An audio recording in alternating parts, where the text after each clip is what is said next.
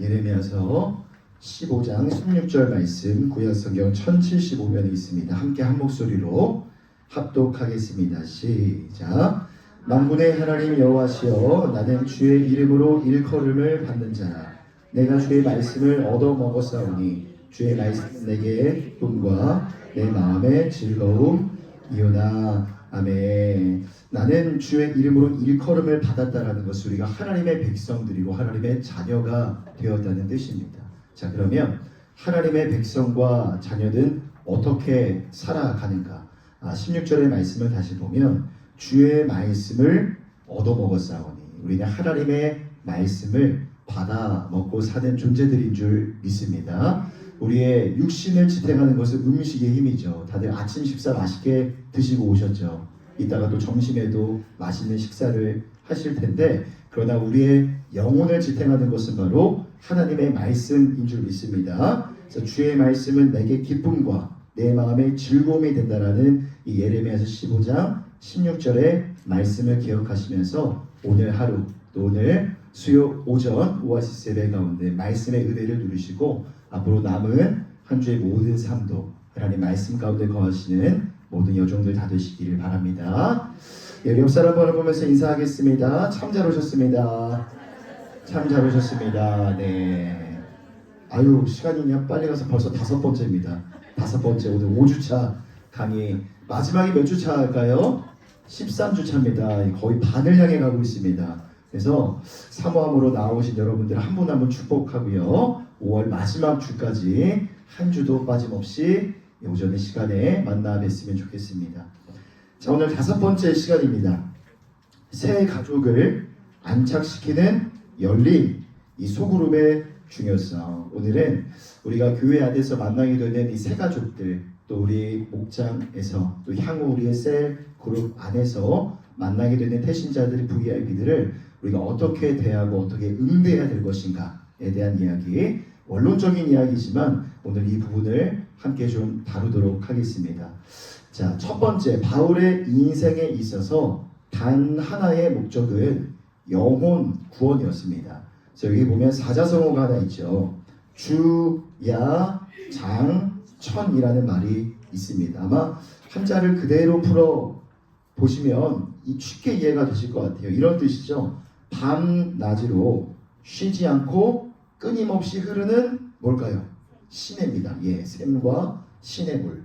밤낮으로 쉬지 않고 끊임없이 흐르는 시내.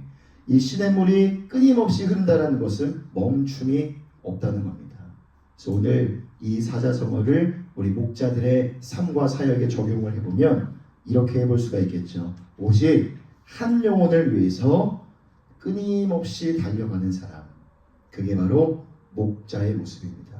한 영혼을 위해서, 다른 말로 하면 양떼들을 위해서 쉬지 않고 일하고 쉬지 않고 달려가는 사람. 자, 그런 의미에서 보면 목자의 사역이 참으로 노동과도 같습니다. 노동. 우리가 지난 시간에 계속 말씀드린 것처럼 리더는 희생하는 자여야 되고, 또 상처받기를 두려워하지 않아야 된다. 불가피하다는 걸 말씀을 드렸죠. 그래서 리더를 하게 되면, 목자를 하게 되면 교회 안에 섬기는 모든 일들, 모든 사역이 다 그러하겠지만 육체 노동과도 같고, 때로는 사람을 대한다는 것은 정신 노동과도 같은 것입니다. 육체적으로도 힘들고 정신적으로도 고단해질 수 있는 게 바로 리더의 역할이라는 거죠. 여러분, 목자의 가장 큰 기쁨은 뭘까요? 목자의 가장 큰 기쁨. 뭐 할 때 가장 기쁘세요? 어떨 때 가장 기쁘세요? 신앙이 성장하는 것을 바라볼 때, 우리 목장원들 안에 신앙이 정말 아름답고 바른 모습으로 성장하고 변화되는 것을 바라볼 때, 그것이 목자의 삶의 가장 큰 기쁨입니다. 또 복음을 알지 못했던 자가 예수님의 그 생명을 알고 교회 공동체 가운데 들어오는 것도 우리 목자가 느낄 수 있는, 또한 우리 목사들이 느낄 수 있는 가장 큰 기쁨과 보람인 것 같습니다.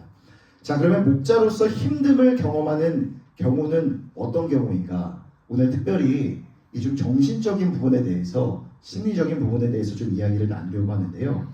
첫 번째 심리적인 부분 이런 겁니다. 부족한 자의식에 대해서 느낄 때, 부족한 자의식에 대해서 느낄 때 목자 스스로가 자꾸만 위축이 되는 겁니다. 이 성향에 관한 내용일 수도 있는데 우리 안에 어떤 선입관이 있는 거죠. 리더라 하면, 목자라 하면 굉장히 활발하고 좀 이렇게 능동적이고 말도 잘하는 그런 사람이 하는 게 맞아 라는 생각 때문에 내 자신을 비춰보았을 때 그렇지 않은 겁니다. 나는 내향적이고 말주변도 없고 소극적인 성향을 지니고 있는데 그런 자신의 연약한 모습을 바라보면서 스스로가 괴로워하고 자꾸만 작아지고 위축되는 겁니다. 하지만 전에도 제가 교육 때 말씀을 드린 바가 있는데 리더에게 가장 중요한 것은 오직 하나만 있으면 된다고 말씀드렸어요. 뭘까요? 기억나시나요? 한 영혼을 사랑하는 마음만 있으면 된다. 소극적이고 내성적인 성격, 성향은 전혀 문제될 게 없습니다. 기술적인 부분, 모임을 이끌어가는 인도법에 대한 것들은 훈련받으면 돼요. 그래서 우리가 지난 그 셀그룹 리더 양육 교재를 통해서 공부하면서 목장교회의 길, 목자의 삶, 마지막 세 번째 소그룹 인도법에 대해서 공부를 했잖아요. 기술적인 건 그 다음, 나중에 생각하면 되는 겁니다. 오직 한 영혼을 사랑하는 마음만 있으면 된다라는 겁니다. 저도 개인적으로 제일 제 삶 속에 중요하게 여기는 게 자기 객관화입니다. 자기 객관화. 그래서 저는 스스로가 늘 부족한 존재라고 생각을 하며 그렇게 살아갑니다. 아마 여러분들도 동일할 것 같아요. 하지만 위축되지는 않으셨으면 좋겠습니다. 하나님께서 저를 우리 왕성교회 부교육자로 부르신 것처럼 하나님께서 여러분들을 한 분 한 분의 목자들로 불러주신 줄 믿습니다. 자, 그래서 스스로 나는 자격이 없는 것 같아. 나는 좀 부족한 것 같아. 라는 생각이 들 때 이렇게 생각하셨으면 좋겠어요. 나 같은 자도 하나님이 사용하시는구나. 나같이 연약한 자도 하나님의 손에 붙들리면 귀하게 쓰임받을 수 있구나. 나의 생각으로 하나님의 그 주권을 판단하지 마시고 하나님의 주권과 섭리 속에 여러분들의 모든 시간을 내어 맡기시기를 바랍니다. 자, 두 번째로 또 목자가 경험할 수 있는 이 심리적인 어려움은요, 이런 겁니다. 두 번째, 감정의 높낮이에 대한 부분. 감정의 높낮이에 대한 부분. 제가 사역을 하면서 이런 경우가 있었습니다. 토요일 오전에 이제 발인 예배를 드렸어요. 발인 예배. 한 가정에 장례가 나서 토요일 오전에 발인 예배를 드리고 이제 끝나고 화장장에 갔다가 교회로 복귀를 했는데 그날 점심에는 뭐가 있었을까요? 결혼식이 있었습니다. 그러면 오전에는 장례를 당한 가정에 가서 애통한 마음으로 함께 슬퍼하고 예배를 드리고 낮에는 결혼을 하는 가정에 가서 축하의 마음을 가지고 표정도 밝게 하고 또 축하를 해드려야 되는 그런 상황들이 목회 현장에 있다 보면 참 비일비재하게 발생을 합니다.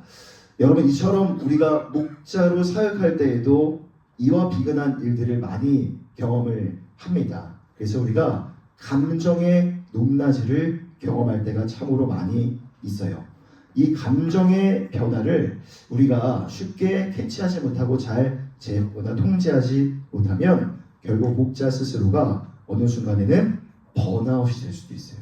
자, 그래서 사람의 심리를 상대하는 상담가들이 굉장히 번아웃을 많이 경험한다고 합니다. 왜냐하면 애통하고 슬프며 다양한 사람의 감정을 상대하고 거기에 몰입이 되어야 되기 때문이죠.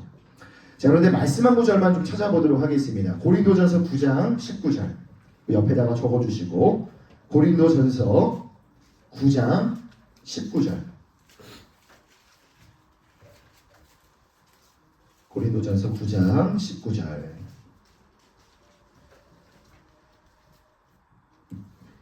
273면에 있습니다. 273장 3면 고린도전서 9장 19절 함께 읽겠습니다. 시작. 내가 모든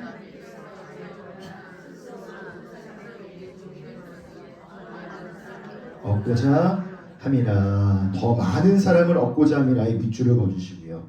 여러분 이것이 바울 사도의 인생의 사역의 유일한 목적이었습니다.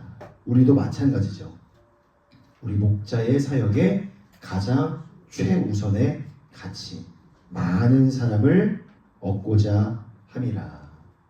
목자로 섬기다 보면 여러분 저도 마찬가지인 것 같아요. 목회를 하다 보면 다양한 분들의 그 삶과 가정을 돌아보면서 다양한 감정을 경험하곤 합니다. 때론 이것이 어떻게 보면 감정 노동과 같을 수도 있어요. 계속 내 마음을 쏟아줘야 되기 때문에. 또 목자로 섬기다 보면 어려움 당할 때도 있고 오해를 당할 때도 있고 상처받을 때도 있어요. 많은 순간들이 있지만 그래도 이 또한 이 모든 것이 한 영혼을 주님께로 인도하기 위한 내가 감당해야 될 고난이구나 라고 받아들이는 마음의 여유가 여러분들 안에 있었으면 좋겠습니다. 바울 사도가 이렇게 고백하죠. 그리스도의 몸된 교회를 위하여 내 육체에 그리스도의 남은 고난을 채운다. 이 말은 그리스도의 고난이 부족하다는 말이 아닙니다. 예수님이 십자가에서 못 박혀 돌아가신 것처럼 우리도 복음 때문에 받을 수 있는 고난이 있다는 것이죠. 그래서 전에도 말씀드렸지만 여러분들이 목자 사역을 하면서 내가 생각했던 대로 모든 것이 다 풀리고 다 원활하게 이루어진다 해서 내가 지금 잘하고 있는 게 아니에요. 내가 지금 어려움과 고난이 있지만 그러나 이 모든 것이 내가 그리스도의 고난에 함께 참여하고 있는 과정이구나라는 그런 자의식이 여러분들의 마음속에 있다면 지금 너무 잘 하고 계신 것입니다. 그래서 우리가 목자로서 때로는 어려움과 고난을 당할 때에도 우리 마음을 좀 다스릴 수 있는 지혜가 우리 안에 있었으면 좋겠습니다. 그리고 분명히 말씀드릴 수 있는 것은 하나님께서 공짜가 없으세요. 여러분들이 애통해하고 힘들어할 때에 말씀으로 반드시 때에 맞게 적절하게 은혜와 위로를 부어주실 줄 믿습니다. 또 집사의 직분을 감당하는 자에게 아름다운 지위가 있을 거라고 말씀하세요. 여러분들의 삶을 돌봐주시고 반드시 눈에 보이는 가시적인 은혜와 축복도 하나님이 부어주실 줄 믿습니다. 또 여러분들의 목장원들을 한번 생각해 보세요.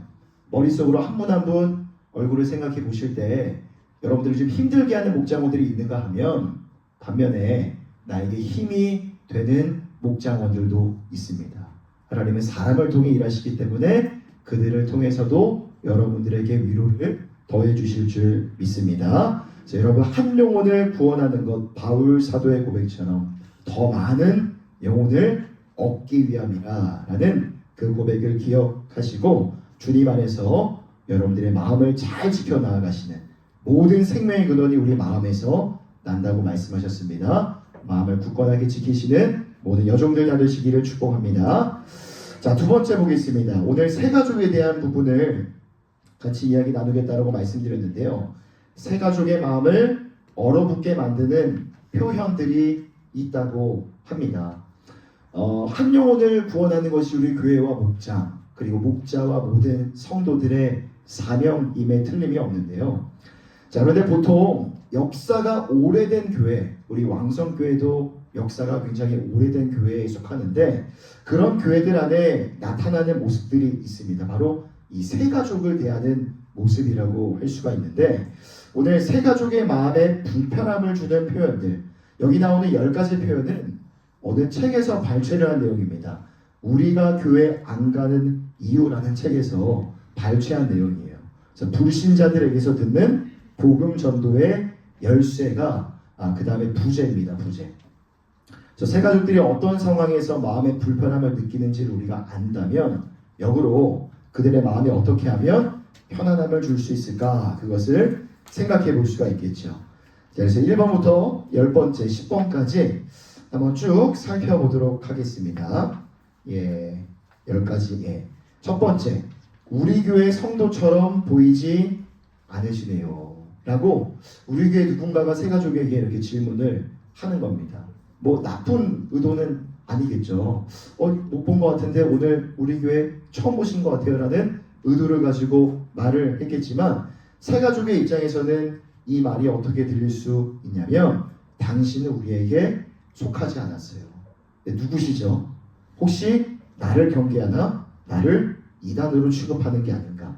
이 세 가족의 입장에서는 그렇게 들릴 수가 있다는 것이죠. 그래서 우리가 지금 1번부터 10번까지 쭉 살펴볼 텐데 세 가족들에게는 우리가 구사하는 언어 한마디 한마디도 굉장히 조심스럽고 주의 깊게 구사를 할 필요가 있습니다.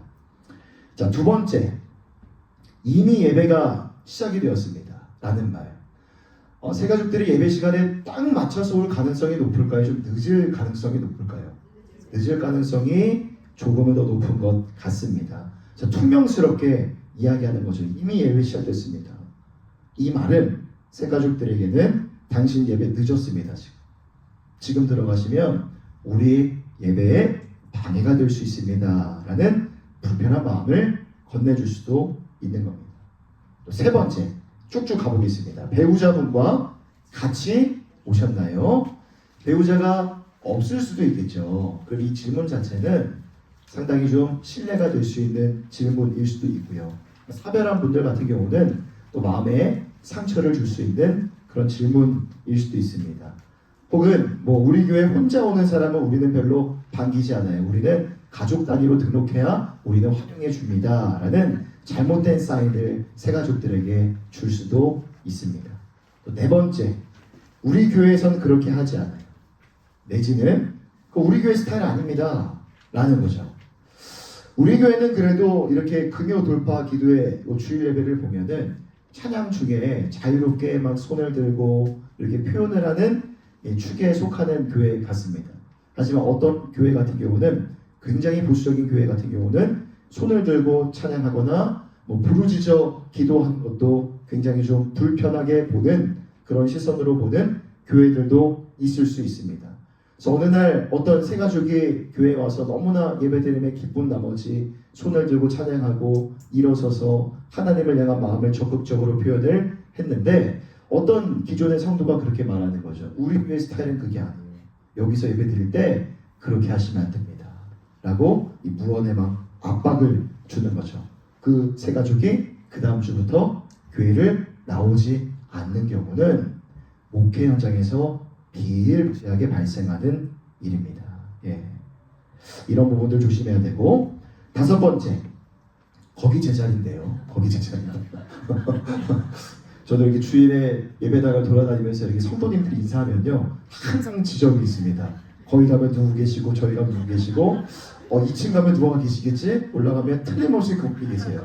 그럼 이제 몇 주 안 가잖아요. 그러면 서운하다고 막 하세요. 제가 지금 4교구 하는데 6교구에 어떤 거사님은 인사를 항상 하다가 이제 몇 주 안 가면 아유 교구 바뀌었다고 지금 이제 잊을 것 같아 막 이렇게 얘기하실 때도 있어요.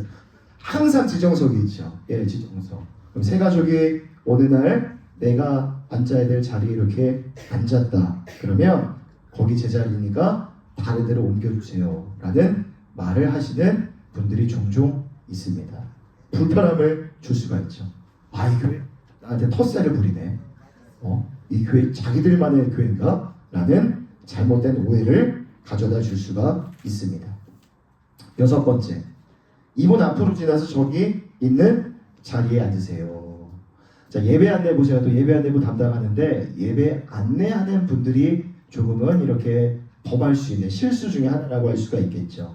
자리를 안내하다가 이미 앉아있는 성도들을 다른 자리로 옮겨야 되는 상황 속에서 만일 그 중에 세 가족이 있다면 이미 앉은 자리에서 또 다른 자리로 옮겨야 되는 것은 썩 기분 좋은 일은 아니라고 할 수 있습니다. 일곱 번째, 가족이 다 함께 앉으실 수 있는 자리가 없어요. 보통 이렇게 가족 단위로 교회를 방문하는 경우가 있습니다. 그러면 자리가 없을 경우에 가족들이 아빠, 엄마, 자녀들이 뿔뿔이 흩어져서 앉아야 되는 그런 경우가 있어요. 그러면 우리는 어떻게 될까요? 자리를 양보해 주실 수 있는 넉넉한 마음이 여러분들 안에 있었으면 좋겠어요. 그럼 가족들이 처음 와서 가뜩이나 어색한데 가족들끼리 흩어져서 이렇게 앉게 되면요 더 어렵고 불편하겠죠. 어린 친구들 같은 경우는 그 다음 주에 교회 안 가, 힘들었어, 너무 불편했어, 어색했어 라고 얘기할 수도 있습니다. 그래서 여러분 예배당에 가족 단위로 온 가족들이 있다면 여러분들 스스로가 앞자리로 한번 이동해 주시든지 뒷자리를 이동해 주신지 자리를 내어주실 수 있는 넉넉한 마음이 우리 안에 있었으면 좋겠습니다. 8번째, 혹시 다른 교회 방문해보고 오셨나요? 라는 거죠. 여러분, 새가족은 당연합니다. 우리 교회에 처음 왔다 하더라도 분명히 그 전주는 다른 교회 갔을 거고 그 지난주는 집에서 온라인으로 다른 교회 예배를 드렸을 게 분명합니다. 교회를 찾아야 되기 때문에 너무나 당연한 일이죠. 굳이 지금 우리의 교회에 나와 있는 사람한테 다른 교회 어디 가보셨어요? 라고 묻는 것은 좋은 질문이라고 할 수는 없습니다. 질문도 어색할 뿐만 아니라 한술 더 떠서 다른 교회 어디 가는지를 물어보고 우리 교회와 비교를 하면서 우리 교회의 장점을 드러내고 그 교회의 단점을 부각시키는 것은 더 어리석은 모습이라고 할 수 있습니다. 9번째, 유아실이 꽉 찼습니다.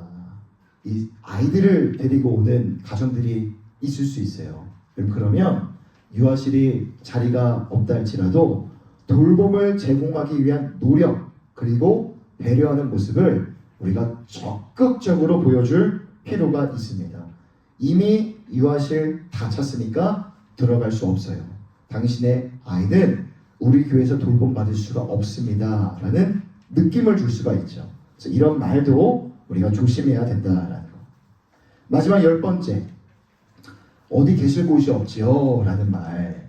저는 우리 교회에 이 카페가 있어서 참 좋습니다. 그래서 예배 전후에 여러분들이 좀 대기하실 수 있는 곳, 사람을 만날 수 있는 그런 장소가, 우리 카페가 굉장히 넓은 공간은 아니지만 그래도 카페가 있어서 참 좋습니다. 청년 카페 W도 있어서 참 좋고요. 예. 근데 만일 새 가족이 교회 안에 왔는데 그렇게 좀 대기할 수 있고 사람을 만날 수 있는 숨 쉴 수 있는 공간이 없다면 우리 교회에 대해서 좀 열린 공간으로 인식하지 못하게 하는 그런 부정적인 요인이 될 수가 있습니다. 그래서 10가지 함께 살펴봤는데요. 이 새 가족이 불편하고 마음의 어려움을 느낄 수 있는 경우들, 여러분 10가지를 여러분 타산지석 삼으셔서 여러분들의 삶에 잘 적용하시고 지혜롭게 활용해 보시기를 바랍니다. 자, 세 번째입니다. 열린 소그룹으로 가는 길, 열린 분위기와 빈 자리를 준비하라. 열린 분위기와 빈 자리에다가 밑줄을 쫙 꺼주시고 하이라이트 표시해 주십시오.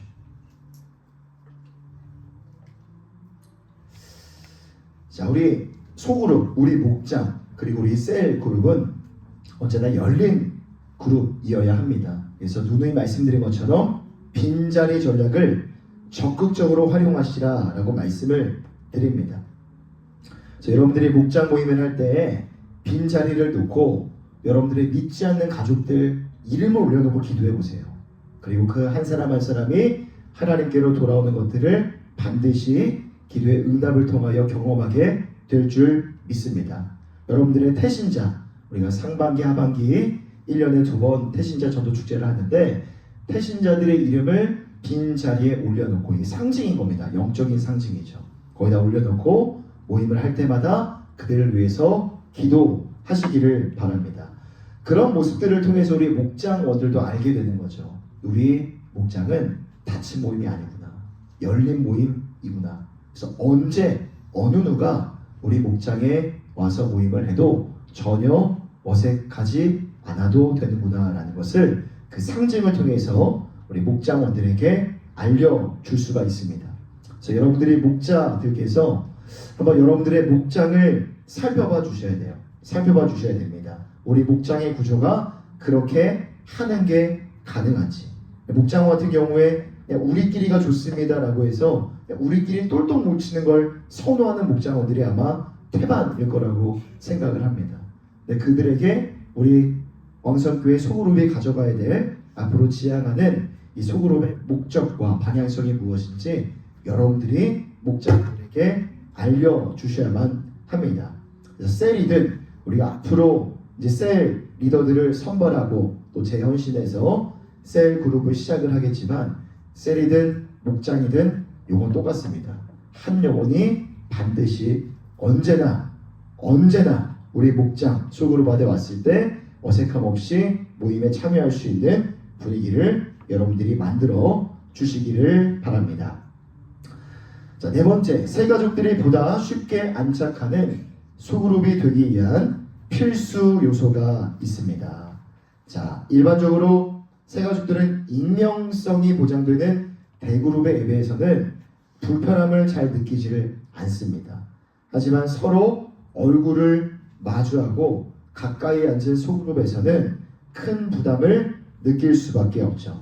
그래서 그런 새 가족들을 배려할 수 있는 몇 가지 방안을 우리 마지막으로 나눠보도록 하겠습니다. 우리 첫 번째 방안 함께 읽겠습니다. 시작. 대답하기 쉽고. 자, 예전에 우리가 소그룹 라이프 사이클 그림을 함께 목자 교육 때 나눈 적이 있었는데요. 목자 세미나 때도 한번 나눈 적이 있는 것 같습니다. 네, 소그룹이 처음 편성이 되면 처음에는 이렇게 흐름이죠. 교제하는 부분에 비중이 굉장히 많습니다. 1월부터 2월, 3월, 4월, 10월, 11월, 12월로 갈수록 교제는 점점 줄어들고 양쪽에 뭐가 커집니까? 말씀과 사역의 비중이 커지는 것을 여러분들이 이제 지난번에 공부했던 내용들을 복습해 보시면 발견하실 수 있을 겁니다. 새 가족들을 알아가는 시간도 동일한 것 같아요. 어느 새 가족이 우리 목자 모임에 딱 들어왔을 때 최소 한 2-3달 정도의 적응 기간은 필요하지 않을까라고 생각을 합니다. 그래서 우리 새 가족들에 대해서 우리가 먼저는 기다려줄 수 있는 여유가 필요합니다. 내가 궁금한 게 많겠죠. 또 이렇게 그 사람의 내면에 정말 깊은 곳을 들여다보고 싶은 욕구도 있겠지만 그 모든 것들은 잠시 내려놓고 어떤 여유가 필요한가 자연스럽게 새 가족이 자기 이야기를 먼저 풀어놓을 때까지 기다려줄 수 있는 여유가 우리에게 필요합니다. 자, 대답하기 쉽고 편리한 질문들을 사용해 주셔서 새 가족으로 하여금 편안한 분위기 속에서 모임에 참여할 수 있도록 지혜를 발휘해 주시기를 바랍니다. 자, 두 번째, 지적하기보다는 배려하라. 여러분들이 목자이기 때문에 어린 우리 새 가족들의 이 신앙생활을 보면 막 가르쳐주고 싶은 요구가 많이 있을 거예요. 하나하나 지적하기보다는 격려와 배려를 해주시고, 새 가족들은 질문이 많습니다. 교회에 대한 질문, 공동체에 대한 질문, 신앙생활에 대한 질문, 담임 목사님 어떻게 하면 만날 수 있냐 등등의 많은 질문들이 있겠죠. 근데 안타까운 건 질문이 계속 반복이 되는 겁니다. 했던 얘기를 또 물어보고 또 물어보고 또 물어보고 새 가족들이 여러분들을 귀찮게 하는 경우가 있더라도 지적은 지양하시고 격려해 주시고 배려해 주시고 친절하게 응대해 주시기를 바랍니다. 간혹 목자가 감당하기 어려운 모습이 새 가족들에게 나타날 때가 있죠. 내가 대답하기 어려운 질문을 할 때가 있어요. 어떻게 해야 됩니까? 저에게 말씀해 주시면 돼요. 담당 교육자에게 말씀을 해주셔서 영적인 신앙 상담을 받을 수 있도록 안내를 해주시기를 바랍니다. 세 번째, 얼어붙은 마음을 녹일 수 있는 시간을 가져봐라. 어찌됐든 새 가족이 우리 그룹 안에 들어오면 내가 배려받고 있구나. 내가 여기 오니까 이 사람들이 나를 기뻐하네. 나를 좋아해주고 나를 환영해주고 있네. 라는 것을 느낄 수 있게 만들어 주어야 됩니다. 자, 이런 말이 있습니다. 적어보겠습니다. 첫인상에는 두 번의 기회가 없다. 첫인상에는 두 번의 기회가 없다. 물론 사람과의 관계 속에서 여러분 잘못된 첫인상을 갖게 된다 할지라도 충분히 시간이 지나면 만회할 수 있기도 합니다. 자, 그런데 잘못 갖게 된 첫인상은 바꾸는데 상당히 많은 시간이 걸릴 수 있어요. 자, 또 한번 적어보겠습니다. 첫인상을 갖는데 3초가 걸리지만 첫인상을 갖는데 3초가 걸리지만 그걸 바꾸는데 평생이 걸릴 수 있다. 3초 만에 우리는 첫인상을 건네줄 수 있지만 잘못된 거라면 바꾸는데 어쩌면 평생이 걸릴 수 있어요. 그래서 우리 목자원들이 새 가족이 목장 안에 들어왔을 때 어떻게 해서든 좋은 기분을 이미지를 건네줄 수 있어야 돼요. 이 목자가 작은 이벤트를 기획해서 새 가족을 적극적으로 환영해 주는 것도 좋고, 우리 목자 모임 순서의 제일 첫 번째 순서가 뭡니까?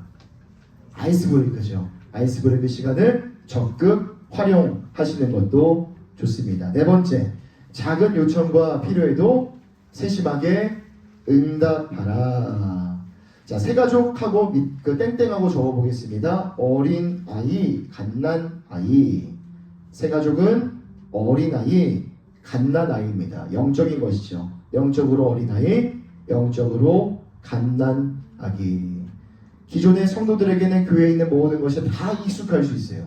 하지만 처음 우리 공동체에 온 새 가족들에게는 모든 것이 낯섭니다. 그래서 그들의 삶을 돌아봐 주시고, 건의사항, 작은 요구사항이 있더라도 친절하게 응답해 주시고 배려해 주시기를 바랍니다. 마지막 다섯 번째, 새 가족의 일상 속에 일어나는 특별한 일을 깊은 만남의 접촉점으로 삼으라. 자, 생일 축하를 꼭 해주세요. 새 가족들, 목장원들, 특별한 어떤 이슈가 되는 날들, 생일 축하 메시지, 전화, 큰 선물 우리는 할 수 없잖아요. 하지만 작은 선물이라도 거기에 내 마음의 진정성이 담기면 큰 감동이 됩니다. 큰 감동. 어제가 저희 아내 생일이었거든요. 4월 1일 만우절이 생일입니다. 만우절. 네, 우리 큰아이가 선물을 어떻게 했는지 보니까 종이에다가 막 뭐 쌌어요. 거기다 500원짜리 4개. 부모님들, 할머니, 할아버지가 용돈을 주셔도 큰 돈을 갖고 있으면 안 되기 때문에 저희가 동전을 이렇게 바꿔주거나 1000원짜리 주고 이렇게 큰 돈을 우리가 갖고 막 이렇게 하거든요. 500원짜리 4개를 갖고 있다가 이렇게 종이에다가 싸서 엄마 생일 선물 이러고 준 거예요. 감동받았어요. 근데 감동받았어요.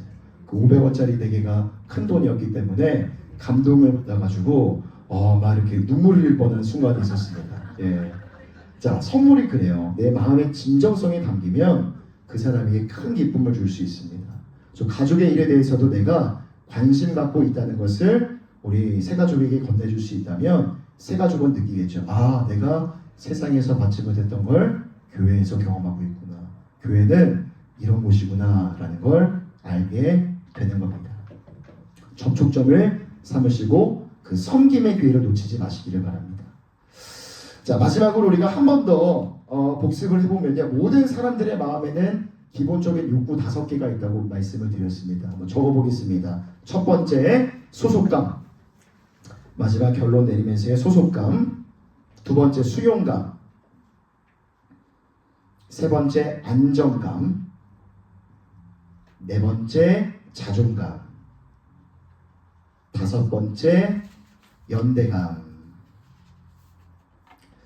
저는 그렇게 믿습니다. 우리 교회 공동체가, 우리의 소그룹이, 우리의 목장과 우리 셀그룹이 많은 사람들에게, 세상에서 상처받고 지친 영혼들에게 소속감, 수용감, 안정감, 자존감, 연대감을 줄 수 있는 대한 공동체가 될 것이라고 믿어 의심하지 않습니다. 우리 하나님께서 계속 태신자 전도 축제를 통해서 우리 공동체 가운데 새 가족들을 보내주실 겁니다. 우리 목장 안에도, 앞으로 향후 셀그룹 안에도 계속 새 가족들을 보내주실 텐데, 하나님이 보내주신 영혼들 우리가 한 사람도 놓치지 않고 잃어버리지 않고 우리 왕성교회에 잘 정착할 수 있도록 우리가 지혜와 모든 것을 발휘하는 은혜가 있기를 바랍니다. 그때 가장 중요한 것이 우리 목자들의 역할인 줄 믿습니다. 마지막으로 제가 퀴즈 하나 내도록 하겠습니다. 소는 소인데 가장 예쁜 소는 뭘까요? 저도 어제 이거 한참 생각했거든요. 큰 애들을 또 하면은 이제 학교에서 책 하나 빌려와서 막 넌센스 퀴즈를 앞에서 한 30분을 낸 것 같아요. 그거를 막 내는데, 소는 소인데 예쁜 소가 뭔 줄 알아? 물어보는 거예요. 진짜 한참 고민하다가 나중에 미소라고 하는데 박장대소를 했습니다. 예, 미소. 소는 소인데 가장 예쁜 소는 미소죠. 우리 미소 짓고 옆 사람 한번 바라보겠습니다. 네. 예, 미소. 우리가 입꼬리를 살짝 올리는 것에 지나지 않지만 많은 어둠이 있는 곳을 밝히는 힘이 있는 게 미소인 줄 믿습니다. 그래서 여러분들 목장 안에서든 우리 교회 안에서 새 가족들, 낯선 분들을 만난다 할지라도 항상 따뜻하고 밝은 미소로 그들 한 분 한 분을 응대해 주시는 은혜가 우리 안에 있기를 바랍니다. 자, 오늘 5주차 강의 이렇게 마쳤고요. 우리 오늘 함께 나눈 이야기들을 나누면서 합심하여 기도하고 예배에 올라가도록 하겠습니다. 하나님 새 가족들 우리 가운데 부어주실 줄 믿습니다. 보내주실 때에 우리 예수님의 사랑의 마음을 품고 그들 한 분 한 분을 응대하며 그리스도 예수 안에서 한 분 하나님 아버지 앞에 함께 예배함으로 나아간 우리 공동체가 우리 목장이 되어줄 수 있도록 인도하여 주시옵소서. 주님의 이름 한번 부르고 기도하며 나아가겠습니다. 주여 사랑의 하나님 아버지, 오늘 우리 교회 공동체 가운데 보내주실 새 가족들을 우리가 어떻게 대하고 대우해야 될 것인가 함께 이야기를 나눴습니다. 하나님 아버지, 우리가 한 영혼을 섬기며 또 영혼을 상대하는 것이 때로는 몸도 힘들고 정신적으로도 많이 지치는 일들일 수 있지만, 그러나 모든 일들을 감당할 수 있는 지혜와 넉넉한 마음을 우리 가운데 부어주실 줄 믿습니다. 때에 따라 우리 가운데 말씀으로 위로함을 주시고 감당할 수 있는 아버지 힘과 지혜를 부어주실 주님과 함께 믿음 안에 맡겨진 사명을 아름답게 잘 감당해 나아가는 우리 모든 여종들 다 되어줄 수 있도록 인도하여 주시고 함께하여 주시옵소서. 그렇게 행하실 주님을 찬양하고 송축하며 나아갑니다. 사랑의 하나님 아버지, 우리가 한 영혼을 섬기며 한 사람 한 사람의 감정을 상대하는 것이 때로는 몸도 힘들고 우리 마음도 지치는 일들임을 압니다. 그러나 바울 사도의 고백처럼 더 많은 영혼들을 얻기 위함이라 라는 그의 고백을 기억하여 때로는 우리가 감정노동이 심한다 할지라도, 때로는 고난받고 상처받으며 오해받는 일들이 생긴다 할지라도 결국 이 모든 것이 예수님의 그 그리스도의 남은 고만을 우리 육체 가운데 채우는 일들이구나 라는 마음을 가지고 더욱더 겸손하고 신실하게 맡겨진 목자의 사명을 감당해 나아가는 우리 모두가 되어줄 수 있도록 인도하여 주시옵소서. 하나님 아버지, 마음의 정결을 삼하는 자 입술에는 덕이 있으려니와 임금도 그의 친구가 되리라 말씀하셨습니다. 날마다 말씀의 지혜를 우리 가운데 부어주셔서 그 말씀의 지혜와 능력을 붙들어 아름답고 따뜻한 말들을 구사하는 모든 목자들 되게 하여 주시사, 날마다 우리 목장 안에서 그렇게 아름다운 말들을 구사하는 우리 모든 목장원들 될 뿐만 아니라 새 가족들이 우리 공동체 가운데 들어왔을 때에도 그들에게 따뜻한 미소와 따뜻한 말 한마디로 따뜻함과 평안함과 안정감과 이 수용감과 소속감을 건네줄 수 있는 우리 교회 공동체가 되어줄 수 있도록 인도하여 주시옵소서. 하나님, 귀한 훈련의 시간을 마치고 이제 2부 예배의 자리로 나아갑니다. 아버지, 예비하신 말씀의 은혜와 축복 받아 누리는 은혜의 주역들 다 되어줄 수 있도록 인도하여 주시옵소서. 그렇게 행하실 주님을 기대하오며 우리 주 예수 그리스도의 이름으로 간절히 기도드립니다. 아멘. 하나님 앞에 영광의 박수 올려드리겠습니다. 그물벌로 흩어주시고 예배 올라가도록 하겠습니다.